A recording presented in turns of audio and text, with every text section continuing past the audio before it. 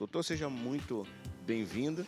Tá, deixa eu sentar aqui, porque esse assunto que a gente vai falar agora, gente, é uma coisa que realmente, se tem uma coisa que deixa você paralisado, é o cálculo renal, tá? É aquela pedrinha do tamanho de um grãozinho de arroz e que pode fazer um estrago que vocês não têm ideia, né? A gente vai bater um papo aqui no estúdio com o médico urologista Nilo Jorge e eu quero já saber, doutor, se é possível diminuir a quantidade dos cálculos renais mudando a alimentação. Se é verdade, se tem, de fato, alimentos que podem causar mais cálculos renais em uma pessoa do que em outra? Boa tarde, Alex. Boa tarde aí aos amigos da SBT, da TV Aratu. É um prazer estar aqui hoje no estúdio, ao vivo, para a gente falar sobre esse tema que é tão importante. Importante porque, além de ser uma das principais causas de dor intensa no mundo, ele é também um problema de saúde pública, Alex. O cálculo renal hoje, ele dá mais problema na rede pública de saúde do que até mesmo o câncer, porque ele é muito comum, ele é muito prevalente, como a gente gosta de dizer na medicina, né? E ele requer algum nível de investimento em tecnologia para o tratamento adequado. Mas respondendo à sua pergunta inicial sobre a questão dos hábitos alimentares e o que é que causam essas pedras, né? Existem várias coisas que precisam ser discutidas, inclusive algumas que são mitos e outras que são verdade. O que a gente sabe, de maneira inequívoca e muito tranquila, é que pessoas que têm uma boa ingesta hídrica, ou seja, aquelas que consomem mais de 2,5 litros de água por dia e têm uma dieta balanceada e de preferência que não seja rico em cloreto de sódio, e aqui uma informação, cloreto de sódio é o sal, né? Mas não necessariamente é o que é salgado. Refrigerantes industrializados são entupidos de cloreto de sódio e são coisas que promovem uma concentração no sangue que predispõe os pacientes a formar pedras no rim. Então, muitas pessoas acham, por exemplo, que tem que diminuir a ingesta de cálcio, né? Diminuir o leite, o queijo, porque a maioria dos cálculos são sim formados de cálcio, mas isso é um erro. Tá? Inclusive, diminuir o cálcio da alimentação pode aumentar a incidência de cálculos, porque o organismo acaba entendendo que está faltando cálcio e tira cálcio do osso. Isso gera um distúrbio metabólico e aumenta a formação de pedras aí nesses pacientes. Então, o que o nosso telespectador tem que saber é que ele tem que beber bastante água, ele tem que diminuir o cloreto de sódio, que está presente em industrializados, é o próprio sal que se usa na carne, e saber que existem causas diversas para os cálculos. Existe, por exemplo, o cálculo de ácido úrico, que é um pouco menos comum, né? E aí esses pacientes que têm cálculos de ácido úrico, eles precisam reduzir a ingesta de carnes vermelhas, de crustáceos, como caranguejos, etc. Então, essa resposta ela não é única, ela precisa ser individualizada, mas de conceito, de mensagem geral que se aplica para todo mundo cálculo é muito comum, é uma coisa séria, pode obstruir o rim, levar a uma infecção generalizada, até mesmo a morte, né? E você, como medida principal, você deve tentar evitar a formação desses cálculos, bebendo bastante água e diminuindo a ingesta de sal na sua alimentação. Pronto. Doutor, o cálculo, de uma forma bem direta, eu vou fazer uma pergunta aqui, porque as pessoas estão acompanhando quando a gente fala de saúde, a gente tem que deixar tudo muito bem esclarecido. O que seria, de fato, esses cálculos? São exatamente o que a gente imagina, são pedras. Literalmente são pedras, muitas vezes duras, e que até para serem destruídas cirurgicamente precisam de uma tecnologia que é o laser. Né? O laser vai lá e consegue pulverizar. É uma pedra assim como o mármore, assim como o granizo. Então a gente precisa entender que são pedras que se formam dentro do rim e se deslocam seguindo o fluxo da urina. E aí, para o xixi chegar do rim lá embaixo na bexiga, ele passa por um tubinho chamado ureté. E esse tubinho é muito fino. Ele tem de 2 a 3 milímetros de diâmetro e, por conta disso, essas pedrinhas acabam entupindo a passagem do rim. Isso gera uma dilatação renal e aí é que vem a tal da cólica renal, que é uma dor violenta que muitas vezes leva o paciente a ter que usar, por exemplo, morfina para poder cessar essa dor. Essa é uma situação de emergência médica e o paciente, seja na rede pública ou privada, deve procurar o atendimento médico de urgência e emergência, onde é realizado um exame de ultrassom inicialmente, idealmente uma tomografia, é localizado o tamanho do cálculo, o local do cálculo e aí é estabelecido qual é o tratamento que esse paciente vai precisar fazer. Pronto. Quais são os sintomas, doutor?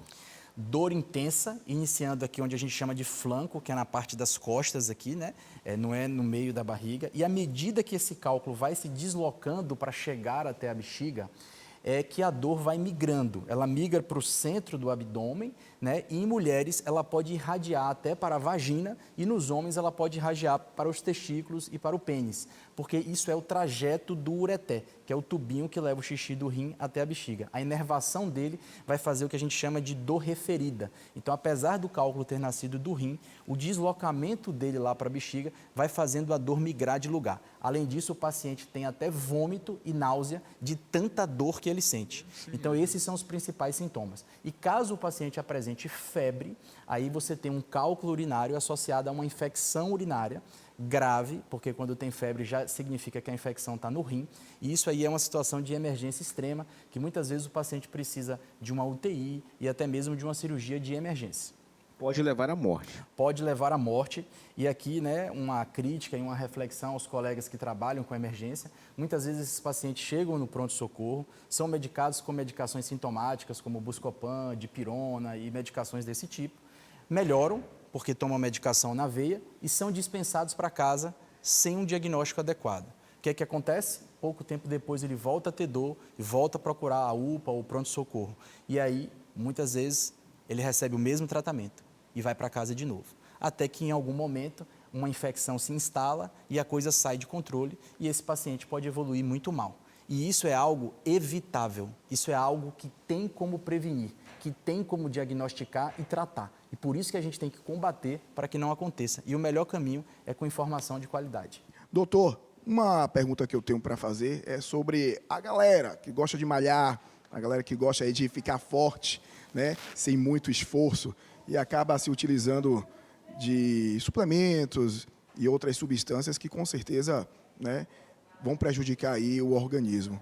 Esses suplementos, a famosa bomba também, né, pode ocasionar aí essas pedras dos rins, além, claro, né, de tantos outros problemas. Ótima pergunta, Léo. É importante a gente separar um pouco aí os temas, né? Eu também gosto de malhar e acho que você também deve gostar porque faz bem para a saúde. Malhar, fazer exercício, isso são coisas muito importantes, inclusive na prevenção de câncer, né? O sedentarismo aumenta o risco de câncer de quase todos os tipos de tumores aí que existem. Então, respondendo ao que você falou, é natural que quando a pessoa esteja praticando exercício físico, ela busque maneiras, né, de impulsionar os seus resultados. Então, uma coisa é você usar suplementos alimentares que são regulamentados pela Anvisa, né, que as substâncias foram testadas e que há uma credibilidade do que é consumido ali, há uma recomendação de dose e aquilo deve ser feito dentro de um contexto. E outra coisa é você usar esteroides anabolizantes. Então, vamos só separar aí esses dois temas. Usar suplementos alimentares como proteínas, como creatina, dentre outros que existem, a minha sugestão é que isso seja sempre feito com a orientação ou de um nutricionista, ou de um profissional da educação física, ou de médicos que atuam com essa área de performance e exercício físico, como médicos do esporte. De toda forma, como não há um controle por receita ou nada desses suplementos, é importante lembrar que o consumo excessivo de proteína, ele pode sim estar associado à sobrecarga dos rins, o que pode levar esses rins a terem um mau funcionamento, e eles podem também estar associados à formação de cálculos urinários, que era o nosso tema hoje aqui da discussão. Se a pessoa se alimenta bem e come carne, come peixe, come frango, né, em uma quantidade suficiente, muitas vezes, quando toma lá uma dose do whey protein, que é o mais consumido aí do mundo, há uma sobrecarga de proteína. Ou seja, você tem, às vezes, uma quantidade de proteína na corrente sanguínea muito além do que realmente é necessário para aquela síntese muscular que essa pessoa está buscando. Então, eu não sou contra o uso do suplemento, mas é necessário que haja uma discussão com profissionais que atuam na área para se ajustar às doses, né, e não fazer nenhuma loucura a respeito dessa suplementação. Quando a gente vai para esteroides anabolizantes, aí o tema é bem mais amplo e mais controverso. Os esteroides anabolizantes são hormônios, né? Basicamente a bomba que você falou é testosterona e existe indicação para o uso de testosterona.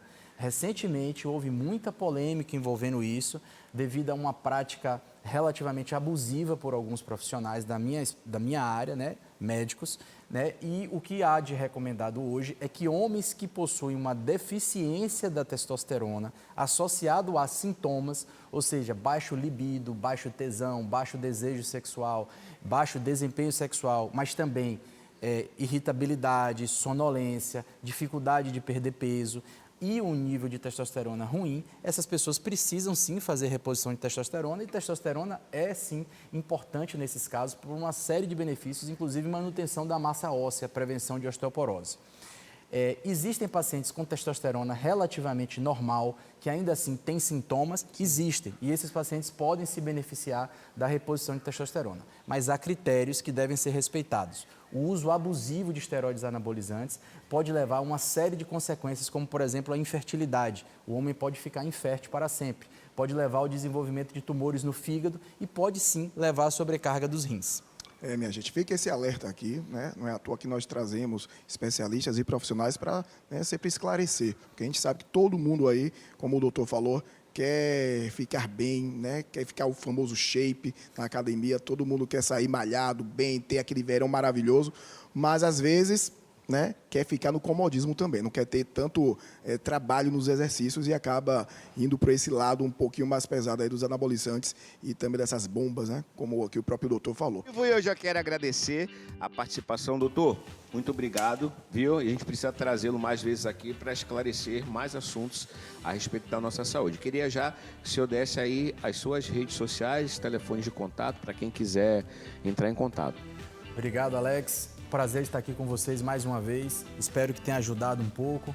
O verão vai chegar aí, aumentar a quantidade de água que todo mundo bebe. É um período que há um aumento de 30% aí dos cálculos urinários e é importante a gente estar sempre se cuidando. Nas minhas redes sociais é Nilo Jorge, tudo junto. E é um Instagram que eu uso com bastante informação, né? E eu hoje estou à frente do Hospital Mater Dei, que é uma rede privada aqui em Salvador, e também atuo aí no Hospital Municipal e no Hospital Irmanduz, na rede pública. Então, espero que tenha contribuído aí com todos e um abraço e um bom resto de dia.